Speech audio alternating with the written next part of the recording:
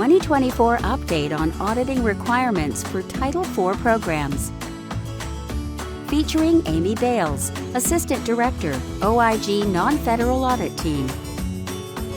Vitold Felsky, Auditor, OIG Non-Federal Audit Team. And Bill Bennett, Auditor, OIG Non-Federal Audit Team. Hello everyone, and welcome to our annual session on audit updates for institutions of higher education. We're happy you're listening today, and we hope you'll find this session helpful. We'll make sure to answer your questions throughout via the Q&A, and of course, we're always available to answer your audit questions at any other time through our team mailbox. You can find the email address on the last slide of our presentation. Here's what we're going to cover today. First up, we're going to talk to you about what a non-federal audit is and what connection we have to those audits and why we're talking to you about them today. Then we'll give you some audit updates that apply to all institution types before getting into specifics for proprietary schools versus nonprofit and public schools. New to the presentation this year, if you get a little lost, you're not sure what section we're on, look for the footer at the bottom of the slide. It's going to clue you in as to whether we're talking about general audit updates applicable to all schools, proprietary schools, or nonprofit and public schools. We'll be using some abbreviations and acronyms throughout the presentation, so if you're not sure what we're talking about, please refer back to this slide for a definition. Many of these terms you're already familiar with from administering the Title IV programs. Some you might not know, such as the AICPA, that's a professional organization of CPAs. OIG, that's us, we're an independent entity within the Department of Education charged with oversight. Uniform Guidance, which is the government-wide framework for grants management that applies to nonprofits and governments, but not always to for-profit or foreign entities like some of our schools. OMB is the Office of Management and Budget, the agency that issues uniform guidance, and the compliance supplement that provides auditors guidance on auditing federal programs. Now that we've got the housekeeping out of the way, I'll turn it over to Bill Bennett for a bit of an introduction to non-federal audits. All right, thanks, Amy. It's my pleasure to be here with you and Vitold to discuss these important audit updates. Before we dive into the audit updates that apply to the categories of schools that Amy just mentioned, let's start with, first of all, a general discussion of what a non-federal audit is, and then we'll get into some general audit updates that apply to all types of schools. First, let's start by a discussion of what we mean by a non-federal audit. This is an audit involving federal funds at a non-federal entity that is performed by a public accounting firm or a state auditor, not a federal auditor such as the OIG or the Government Accountability Office. There are two general categories of non-federal audits. First, there's an entity-wide audit, generally called a single audit, which is conducted at a local educational agency, an Indian tribe, a public or nonprofit institution of higher education, or a nonprofit organization. It includes both a financial statement audit and a compliance audit of federal awards, and these federal awards are selected for testing based on a risk-based approach. Second, for those entities where a single audit doesn't apply, an agency can require an audit of a specific federal program or group of programs. And that is exactly what education has done for Title IV and HERF programs administered by proprietary schools, foreign schools, and third-party servicers. So this audit would typically include the financial statement audit, as well as an examination of the entity's compliance with Title IV and HERF program requirements. So why are non-federal audits important? Well, looking at the dollars and stakeholders involved, the stakes here are extremely high.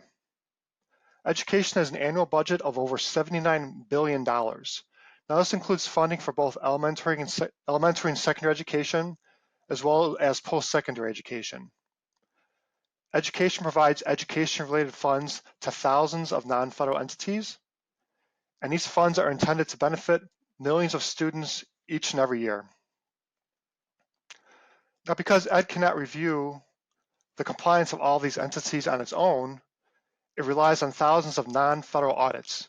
These audits are completed by independent non-federal auditors to help monitor for compliance with laws, regulations, and other material requirements. So why does a non-federal audit team exist? Well, the Inspector General Act of 1978 requires that Inspector Generals take appropriate steps to ensure that work performed by non-federal auditors complies with government auditing standards. This slide outlines some of the ways in which we do that. First, we provide guidance and support to auditors performing non-federal audits. We do this through outreach, such as this conference, and we monitor our team email inbox, as Amy mentioned, and which auditors can ask us questions. We also develop and update audit guides for proprietary schools, foreign schools, and third-party servicers. These are the audit guides used for their Title IV compliance attestation engagements. We also assist with updating OMB's compliance supplement for single audits of nonprofit and public schools. This compliance supplement includes critical information for audits of many of ED's programs like Title I, Title IV, and HERF. We also participate in government-wide processes related to audit quality and non-federal audits. We do this through work groups and meetings with federal, state, and oversight organizations. And finally, we assess the quality of non-federal audits through our quality control reviews and our desk reviews. To clarify, quality control reviews are a deep dive into the audit where we actually review your auditor's audit documentation to determine whether they complied with audit requirements. Desk reviews, on the other hand, involve our review of just the reporting package that's submitted to make sure that reporting requirements have been met with those packages. And with that, I'll now turn it back to Amy to discuss some general audit updates. Thanks, Bill. I think that explanation will help our audience. And now let's jump into the content, starting with a few items that should be of interest to all schools. First up, a change to related party transaction disclosure requirements that the department published about a year ago now. It applies to audits submitted on or after July 1 of 24, irrespective of when the fiscal year begins or ends. The related party footnote disclosure requirements have existed for a long time and applied to all institution types. Were amended to clarify that the items previously listed as possible to include now must be included in the related party footnote. That would be items like name, location, and description of the related entity, including the nature and amount of any transaction between you and the related party. In the final rule, the department also added a requirement for what we'd call an affirmative confirmation. So the requirement is that if there are no related party transactions during the fiscal year or related party outstanding balances, then management must add a footnote disclosing that. There are several questions and answers applicable to this disclosure requirement in the department's financial responsibility regulations Q&A, linked to here, so be sure you check those out. Apart from those Q&As, there are other relevant communications about the related party disclosure requirements we want to make you aware of. First up, you might be interested in an AICPA technical Q&A that they issued earlier this year in response to the change in the department's related party disclosure requirements. It provides audit and reporting implications of the department's requirement. The AICPA points out that ED's disclosure requirements go beyond what is required by GAAP, which the department does acknowledge in the regulation itself. While GAAP would require that only material related party transactions be disclosed, the department's requirement is that all related party transactions be disclosed. So with that in mind, AICPA provides guidance to auditors on auditing those related party disclosures.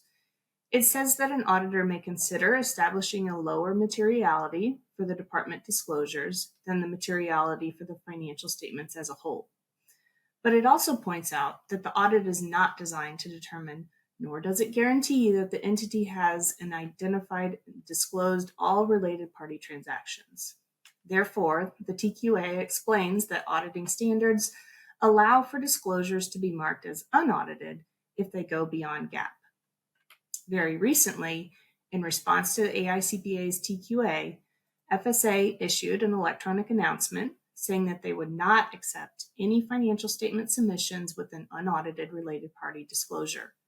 So although auditing standards allow for unaudited footnotes, it is not an acceptable option for submissions to FSA. FSA specifically says in their electronic announcement that they expect schools to have a system of internal controls that will allow for compliance with the department's related party disclosure requirements. That statement is really key to avoiding some very costly mistakes, not just for this disclosure requirement, but for all Title IV requirements. You might have noticed within the last few years an uptick in information about FSA's enforcement actions.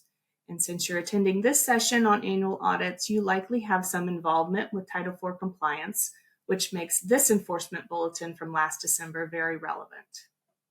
This enforcement bulletin says that an institutional compliance is the first line of defense in protecting students and the integrity of FSA programs. It does not establish new policy, but it is a reminder to schools of their obligation to maintain appropriate compliance management systems and policies to reduce the risk of violations and to facilitate early detection of likely violations. It says that an appropriate compliance management system will vary based on a lot of factors, like institution size and complexity, but that a hallmark of an effective compliance management system includes due diligence in monitoring for compliance, including through independent testing and audits. So the takeaway here is please cooperate fully in your annual audit process. It could help you in avoiding some very costly mistakes. Speaking of costly mistakes, FSA is starting to publicly post information about administrative actions, which is what this electronic announcement discusses. In order to improve transparency, institutional accountability, and general deterrence, starting in August of this year, FSA is posting adverse administrative actions initiated since October of 21. That information will be updated on a quarterly basis going forward. This information is in addition to data that already has been posted about fines and the current status of individuals on the suspension and debarment list. We took a look at the enforcement actions posted so far, just to make you aware of some common areas that result in enforcement actions, and that's what's shown here on the left-hand side. You can see that information required from the Clery Act and the Drug-Free Schools and Communities Act are common areas that result in adverse actions. IPEDS reporting and accreditation are also fairly common. And then there are things like administrative capability, fiscal or fiduciary responsibility standards that lead to adverse actions. And we see a lot of things fall into those categories, such as failure to submit an acceptable audit, not paying Title IV credit balances, cash management violations, misrepresentation, incentive compensation violations, and manipulation of records.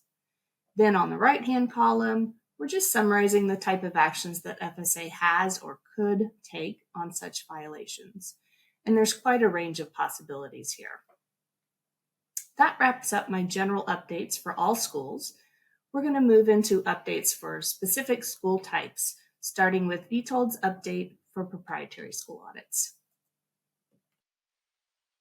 Hello everyone, hope you are enjoying our presentation so far.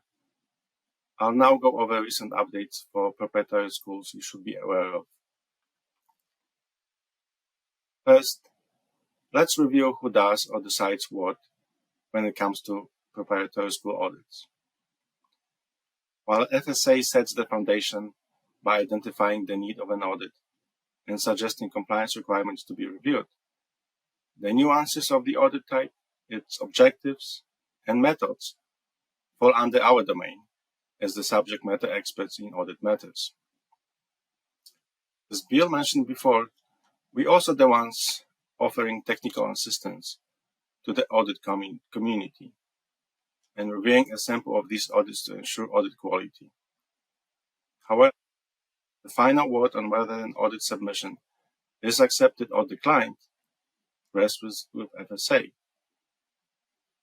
Lastly, FSA is solely responsible for audit resolution for proprietary schools and communicating any management decisions on audit findings.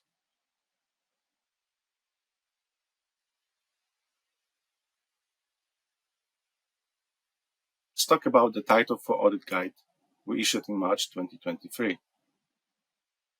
During last year's conference, Amy gave a detailed overview of the guide. So I'm just going to touch on the highlights and then tell you about some updates we've had. The 2023 guide is now effective, which means if auditors have been engaged to conduct financial statement audits and/or compliance examination engagements of proprietary schools with fiscal years that began on or after January 1, 2023, effectively, fiscal years ending on December 31, 2023 going forward, they now must follow this guide.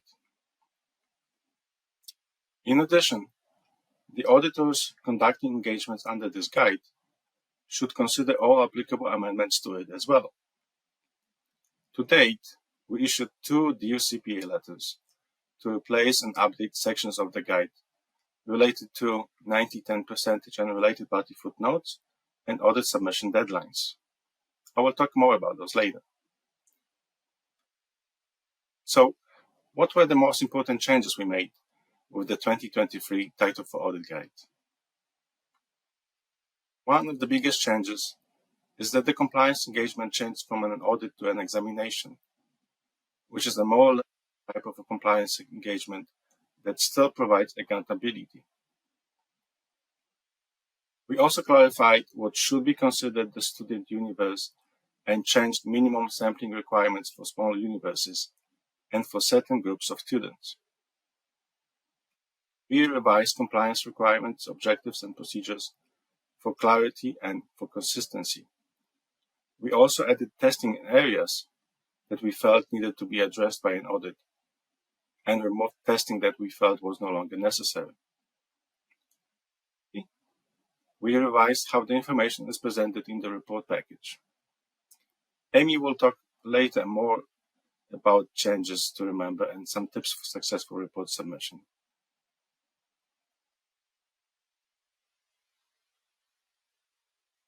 October 28, 2022, the final regulations amending 90-10 revenue reporting requirements and calculation were published in the Federal Register with an effective date of July 1, 2023. 34 CFR Section 668.28 and modified how preparatory schools calculate the percentage of their revenue that comes from federal sources. The 90-10 rule change was needed to implement the statutory change in the American Rescue Plan Act of 2021 that requires schools count all federal education assistance funds as federal a 90-10 calculation. Final regulations also amend which non-federal funds can be counted when determining compliance with the 90-10 rule to align more closely with statutory intent. This change applies to preparatory school fiscal years beginning on or after January 1, 2023, consistent with the effective date of the statutory changes to the 90-10 calculation. For additional information about the new 90-10 regulations, including information which federal and non-federal funds to include in the calculation, check the 90-10 questions and answers website. And if you have a specific question that is not covered in the Q&A list, you can send an email to the 90-10 mailbox. To address the 90-10 rule change in July 2023, we issued DOCPA letter amending sections B.2 and D-3B of Chapter 2 of the 2023 Title IV Audit Guide. The changes in the letter included new overall procedures to test for cash basis of accounting and a new disbursement. New procedures on federal revenue, including comparing Title IV revenues to G5, G6, reviewing process to identify accounts for federal funds identified by ED, ensuring institutional matches are included as revenue, and determining if type of allowable non-federal revenue meets the requirements for inclusion. The letter also included new example of the 90-10 revenue percentage footnote. The amounts are effective for preparatory schools fiscal years beginning on or after January 1, 2023, which is the same as the effective date of the 2023 Title IV Audit Guide, and consistent with the effective date of the statutory changes to the 90-10 calculation. In addition, in December 2023, FSA issued an electronic announcement to provide instructions to preparatory schools on how they should report tuition assistance payments delayed because of the U.S. Army's Army Ignited system issues, and adds treatment of such delayed payments for purposes of 90-10 enforcement.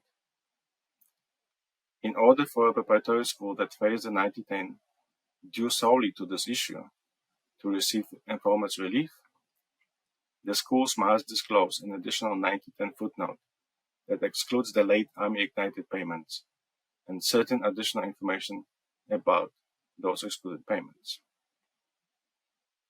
Auditor performing the financial statement audit of a preparatory school that includes this additional 90-10 footnote will be expected to evaluate both the original 90-10 calculation and the revised 90-10 calculation.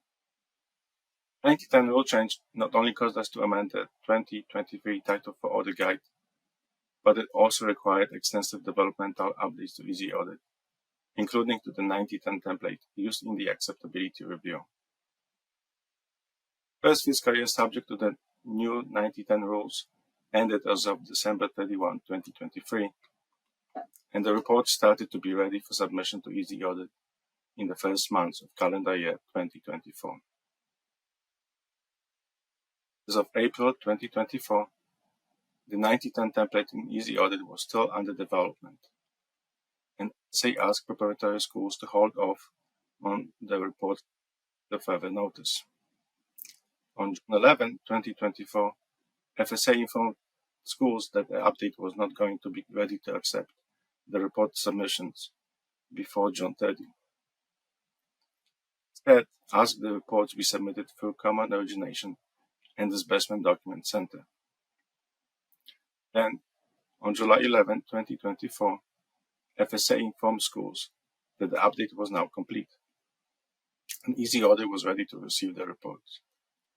Schools that already submitted their reports through Common Origination and Disbursement website or via email had to resubmit them for Easy Audit within 3 weeks.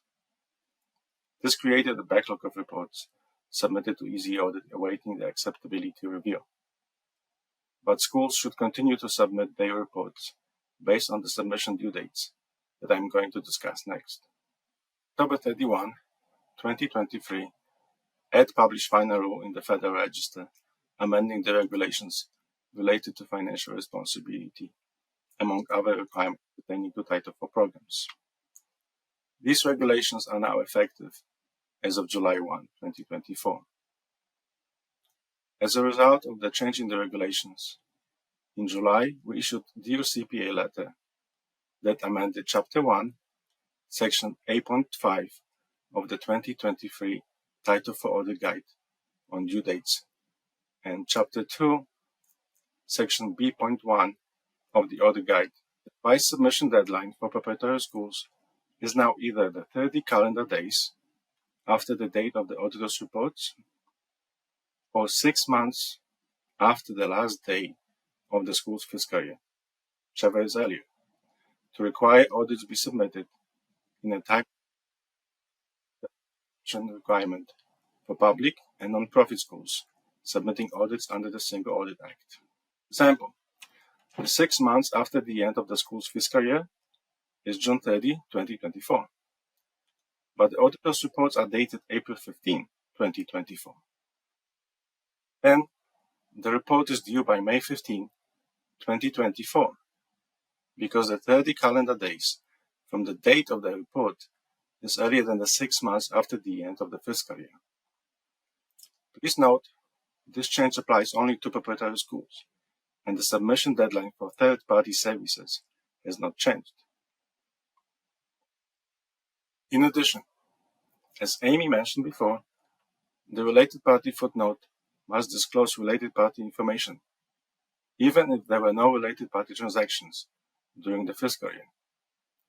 The DOCPA letter includes updated audit objective and required procedures to address this change in related party footnote requirements.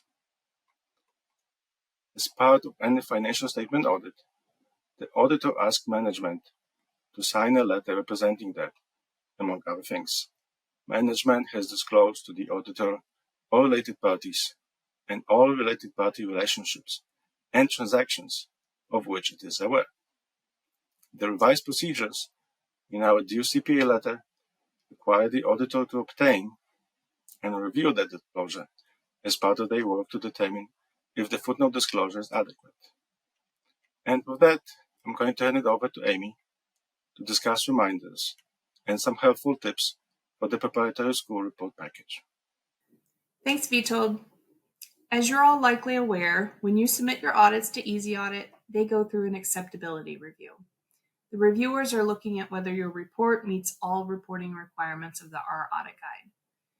We asked those reviewers what kind of issues they've come across in the last several months and have compiled a list of tips for both auditors and auditees to help ensure the report packages get through that review process more smoothly.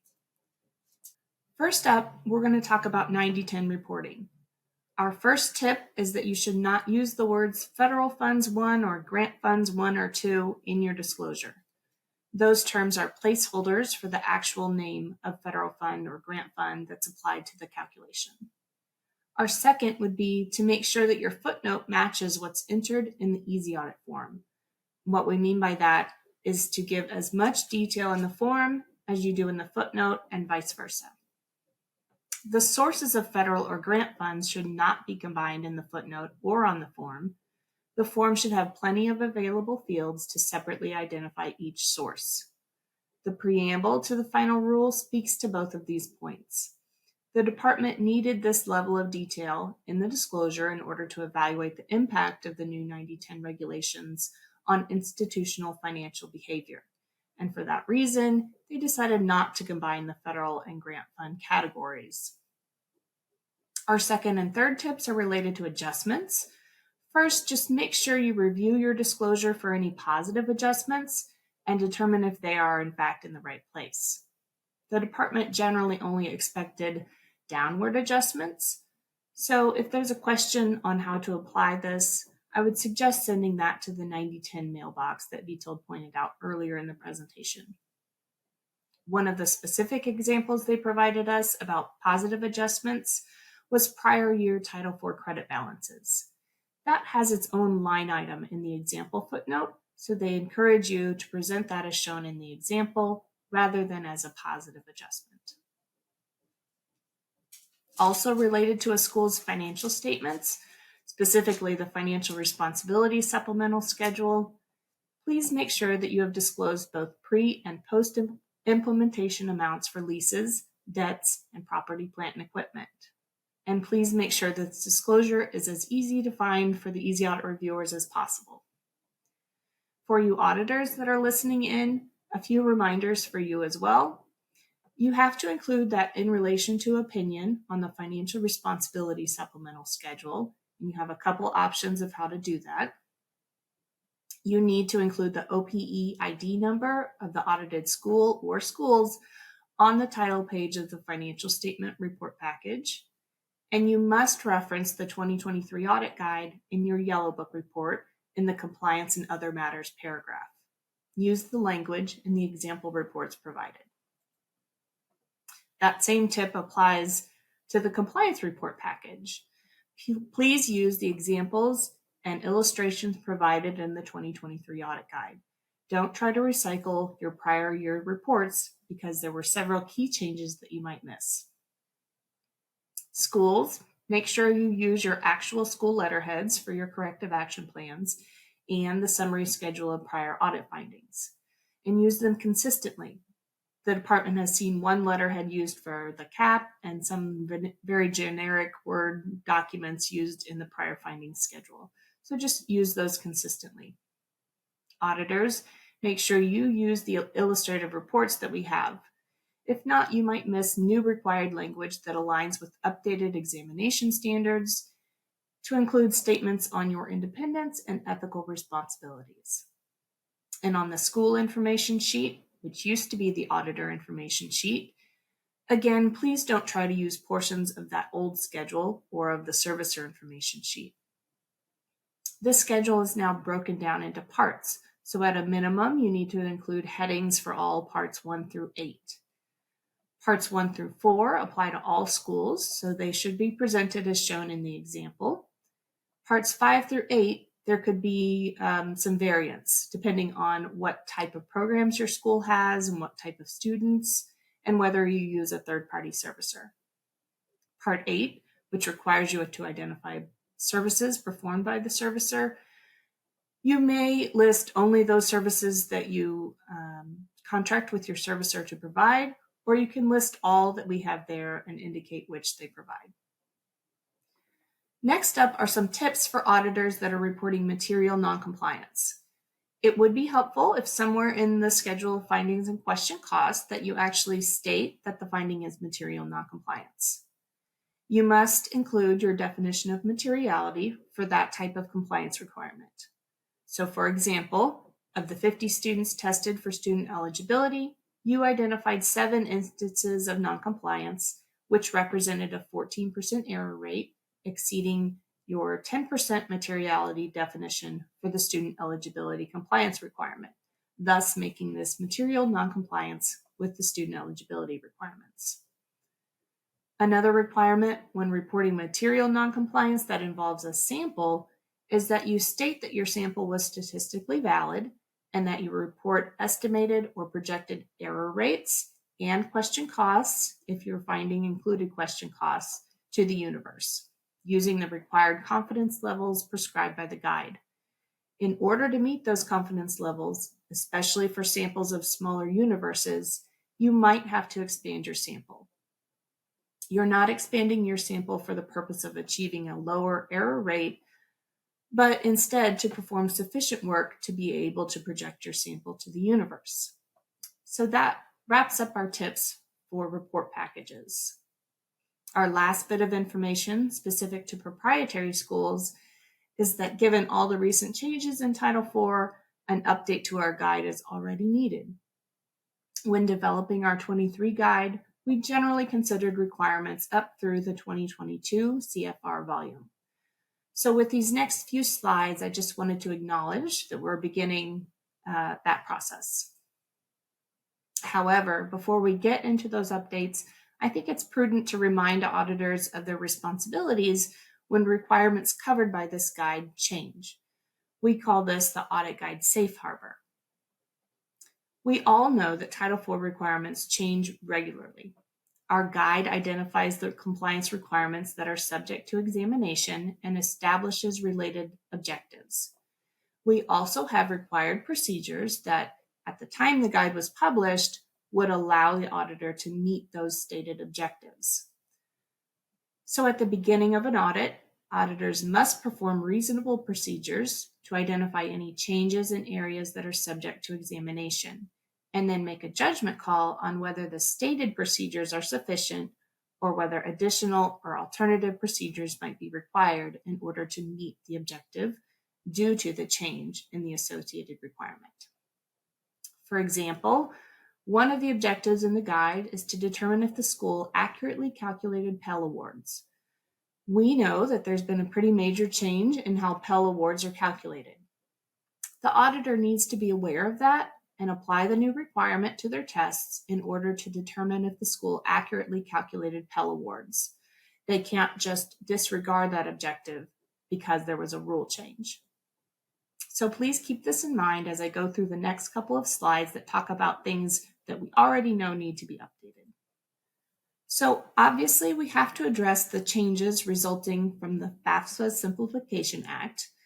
At the time the guide was published, we had generally accounted for some of the changes implemented in earlier award years, but the bulk of the changes happened more recently. We're talking about all the new terminology, the transition from EFC to Student Aid Index, changes in the needs analysis formula. As I mentioned previously, there are changes in the Pell Grant calculation, and among those changes are the special rule for Pell Grants, which replaced the Iraq and Afghanistan service grant. And of course, we can't talk about this act without some sort of acknowledgement or summary of issues encountered with the 24-25 FAFSA that impacted school compliance and any related flexibilities granted in the areas subject to testing. Some of the more recent updates include the changes in the final rule on financial responsibility, administrative capability, certification procedures, and ability to benefit. I'm not going to go into detail on each of these. I just want to make you aware that there are some areas that we're considering potential updates for because they're covered by the audit guide currently. Things like procedures to evaluate the validity of diplomas, some distance education program requirements related to license and certification in states where your students are located, a change to the maximum length of GE programs, though that's pending an outcome of an injunction, and some updates to approved state processes for ATB and eligible career pathways programs. With that, I will now turn it back to Bill to discuss the general oversight of nonprofit and public school single audits and some audit updates that are specific to those schools. Thanks, Amy. I'd like to start with a quick discussion of the division of responsibilities over single audits. As you can see in this next slide, these responsibilities are split between three parties: OMB, Education, and OIG. First, we have OMB. So OMB, through the uniform guidance, sets a policy for single audits and establishes the type of engagement that's required. This engagement should include a financial statement audit, as well as a compliance audit, not a performance audit or an examination as you might have for, say, proprietary school. OMB also sets the dollar amount that triggers the need for an audit. Next, we have Education, specifically education program offices. They determine the programs that are covered in the compliance supplement and the types of compliance requirements that should be tested for each of those programs. They also develop the audit objectives and procedures for each of those requirements, and these are all laid out in the compliance supplement. Ed also accepts or rejects audit submissions to its easy audit system, and it provides a management decision on audit findings. And finally, in my earlier slide, I explained the role of our OIG non-federal audit team. Our roles include assisting with updating OMB's compliance supplement, providing technical assistance as we've discussed, and reviewing the quality of a sample of engagements through our quality control reviews and our desk reviews. Now let's jump into the 2024 Uniform Guidance Update, which OMB issued on April 22nd of this year. Uniform Guidance is a common name for Title II CFR 200. This includes subparts A through F. And this is now officially called the OMB Guidance for Federal Financial Assistance. And this is the most significant Uniform Guidance update since its release in 2013. So why was Uniform Guidance updated? This slide lists a few general reasons. The update clarifies sections that grantees may have interpreted differently in the past. It enhances readability, and it also enhances the management, transparency, and oversight of federal financial assistance. The update does this by revising federal agency requirements, such as those for program development and for providing notices of funding opportunities. There's also some significant changes to audit requirements in Part 200, Subpart F, which we'll cover shortly. And if you'd like more details, you can find them on OMB's 2024 Revisions and Resources page. So what is the government-wide effective date of the revisions? They are effective for awards issued on or after October 1st of this year. Federal agencies, if they choose to do so, could have implemented them as early as June 21st of this year. One important clarification I would like to make is that the revisions to the audit threshold in Subpart F, which we'll talk about in a bit, are effective for audits of fiscal years beginning on or after October 1st of 2024. So at the very earliest, these revisions would apply to an audit of a fiscal year ending on September 30, 2025. So keep in mind, say for an audit of a fiscal year that runs from July 1st to June 30th, the auditor would have to wait until June 30th of 2026, that fiscal year end, almost 2 years, to apply the updated audit threshold. All right, a few additional points about the uniform guidance. As Uniform Guidance webpage includes additional details on this guidance. Uniform Guidance applies to both formula and discretionary grants.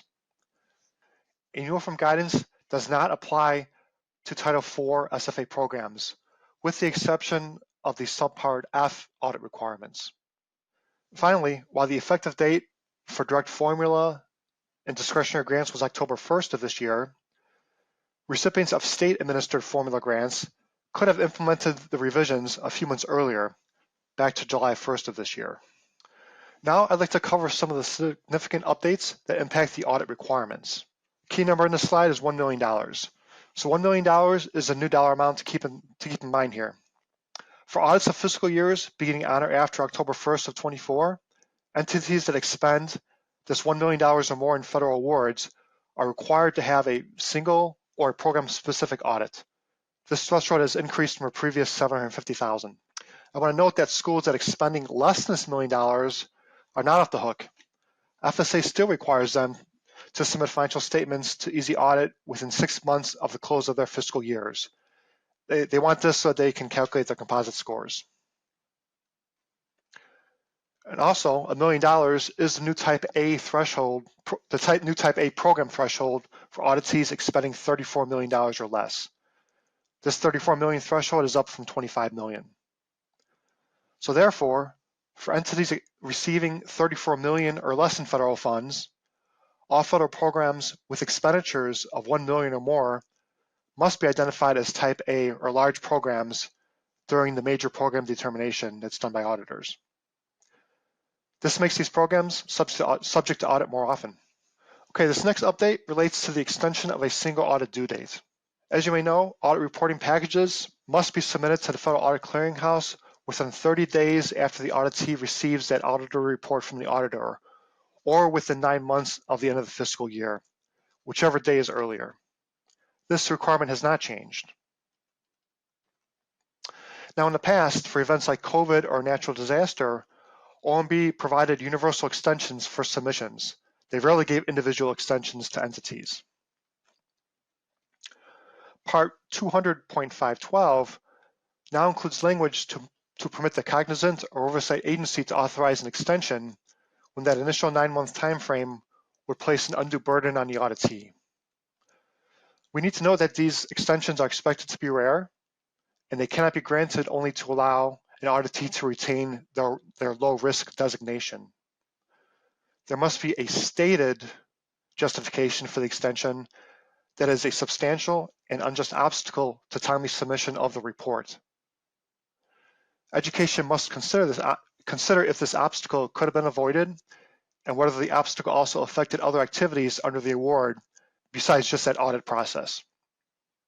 Now I want to add that Patrick Smith here at Education is the contact for any extension requests.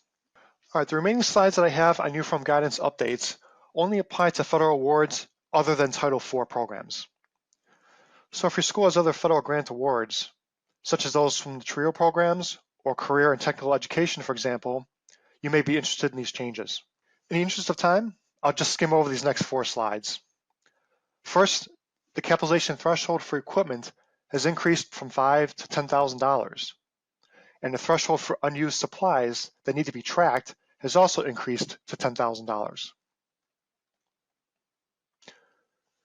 Next, the maximum de minimis indirect cost rate that an entity may elect to use in certain situations has increased from 10 to 15%.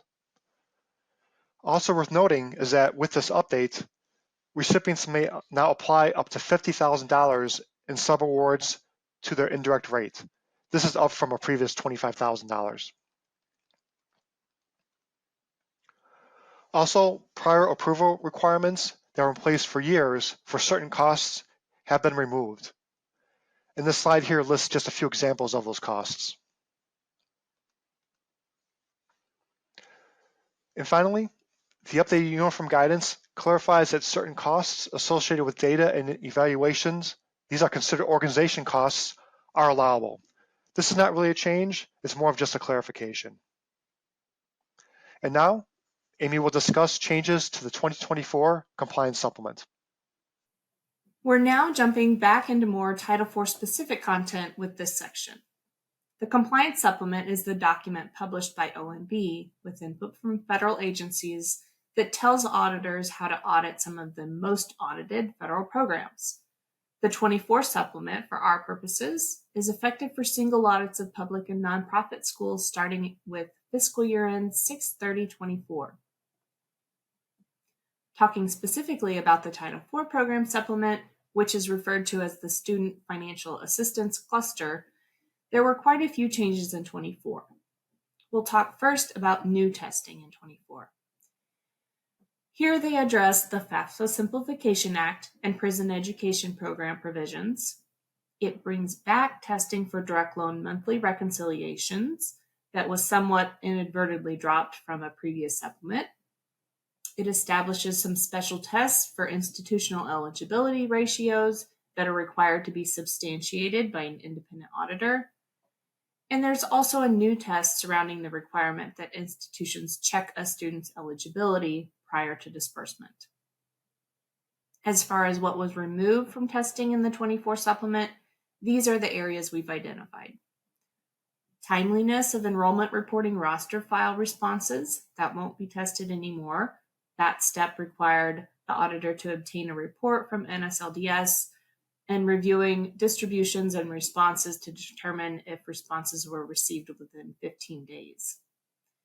The department also decided to remove requirements to test compliance with Perkins loan requirements that are performed by a Perkins servicer, as long as those requirements are covered in the servicer's audit. An institution's satisfactory academic progress policy, or the adequacy of that policy, is no longer subject to audit, but the application of that policy in determining student eligibility is still looked at. Lastly, the requirements surrounding additional locations of an institution is no longer subject to audit. The last slide applicable to Title IV testing in a single audit. These are areas that are subject to audit where there might have been some changes in how the requirements are tested. First up is FSATC testing, where Ed has narrowed the auditor's focus to key line items that impact the funding formulas. Next is credit balance testing. The department now suggests that a separate sample be pulled for students with credit balances. The prior guidance was that auditors would use their disbursement student sample and test any students with a credit balance for compliance with those requirements on handling credit balances. So now you might be asked for a specific universe of students that had credit balances. Next is not a change so much as a clarification that institutions of higher education can also be considered post-secondary vocational institutions, and that the determining factor in the type of programs that are offered at the institution. So you're not necessarily one or the other, but you could be both. Another change is how incentive compensation is tested.